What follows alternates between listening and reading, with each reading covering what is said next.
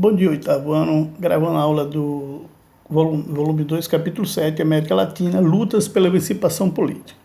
Vejam bem, galerinha do oitavo ano, a emancipação política na América Latina, ela vai ocorrer com sérios fatores, são sérios fatores de desgaste. Primeiro, a gente compreendeu o seguinte: a independência dos Estados Unidos e a Revolução Francesa são pontos cruciais para essa onda de emancipação que vai ocorrer em toda a América Latina.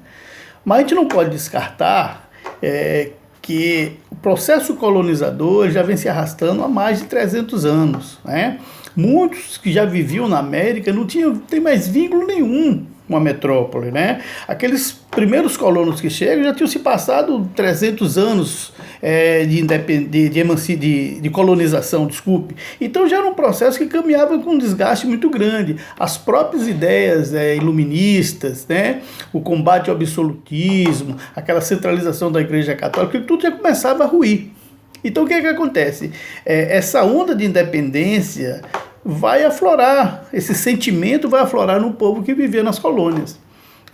A gente sabe que as ideias iluministas, muitos que viajavam e traziam aquelas ideias de transformação, de mudança, acabar com o escravismo, já era uma realidade. Então todo esse cenário começa a se formar na América Latina.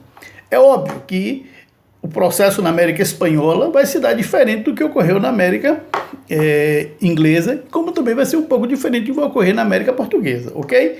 Na América Latina, a gente sabe compreender primeiro que ela estava dividida em 4 capitanias e 4 vice-reinados, né?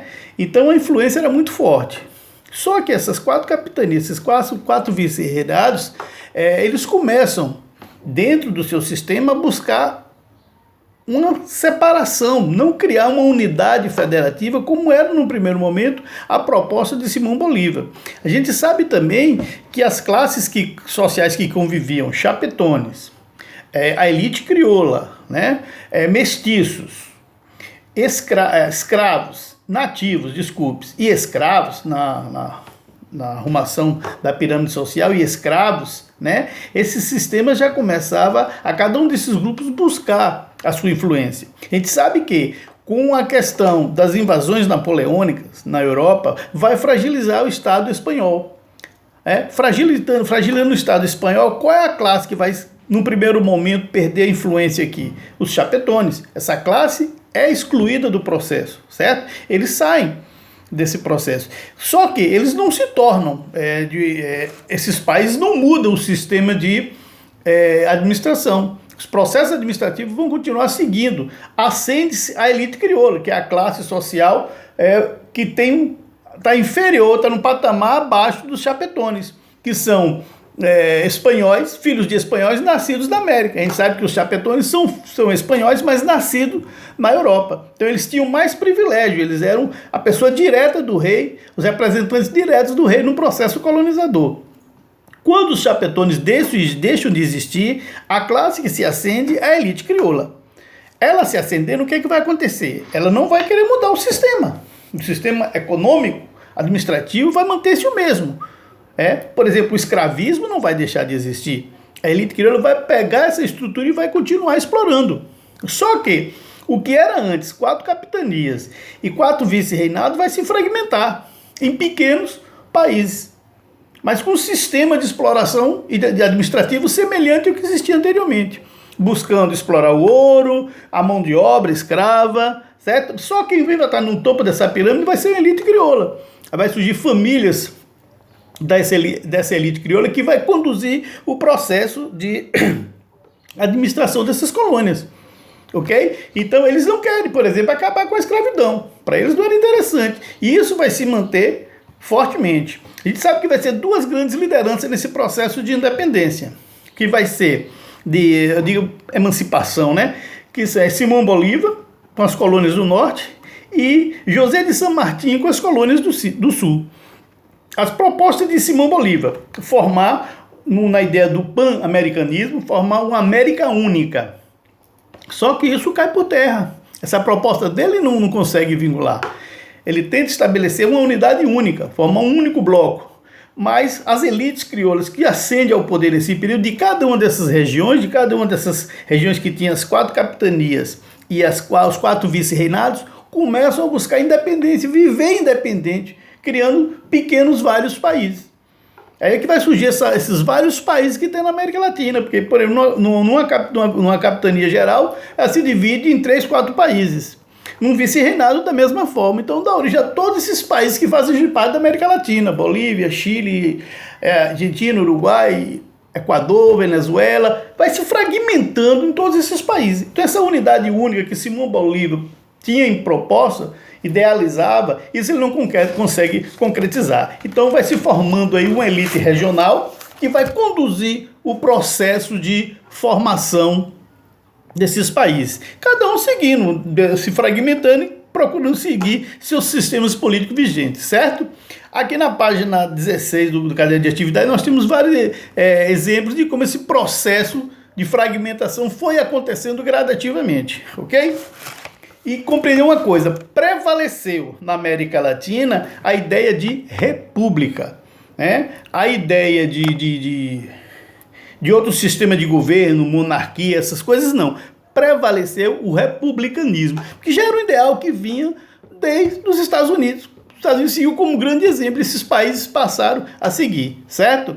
Então se torna uma América Latina independente, com a necessidade de uma organização política e econômica das recém criadas nações, cada um se estruturando de acordo com suas lideranças locais. Tem um exemplo atípico na região, que é o Haiti, e que se torna a primeira colônia independente na América. Que aí a gente sabe que os negros, que era uma colônia francesa, que vivia da exploração da mão de obra escrava, né? Então aquela onda de independência toma conta do país e os negros acabam destituindo a elite crioula, que supostamente seria a classe que ascenderia ao poder. Tanto é que essa independência do Haiti passa a ser um grande temor nas demais colônias da América, que ocorresse aquela onda de independência com os negros tomando o poder. Muitos mantiveram-se preocupados por muitos anos sobre esse processo. Essa elite crioula que se acende fica preocupado com essa onda de independência que ocorreu no Haiti. Que viesse a ocorrer nos outros países da América Latina que se tornaram independentes, o mesmo processo. Os escravos se acendessem, era um contingente muito grande de escravos. Só que cada um tem suas características. O Haiti é uma ilha, era menor, então, de certa forma, tem que compreender as dificuldades que existiam. Então, eles viviam num temor.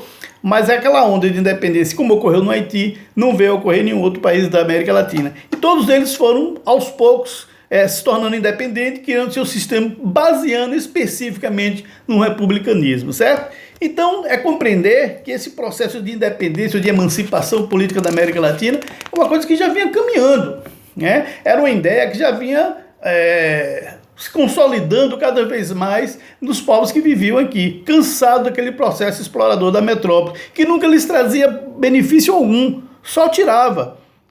Então, quem estudar na Europa já voltava com o ideal, já começava a pensar diferente. Muitas dessas pessoas que já viviam aqui, já eram nascidos aqui, não tinham mais vínculo nenhum com a metrópole.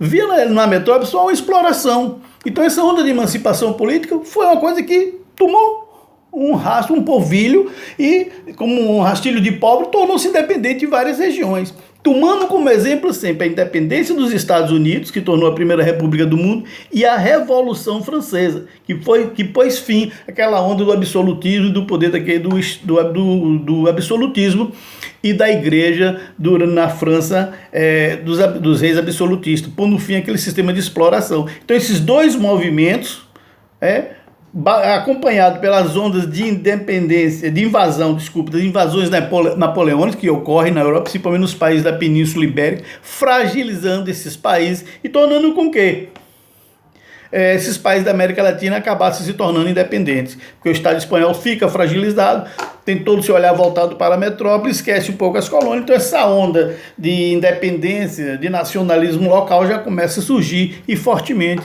acaba se consolidando, ok? Continue estudando, estou à disposição de vocês, respondo o caderno de atividade, hora de estudo, faça o simulado, qualquer coisa, pode entrar em contato comigo, até no transcorrer da semana, estou sempre à disposição de vocês, ok? Qualquer coisa pode contar e tirar suas dúvidas. Um abraço.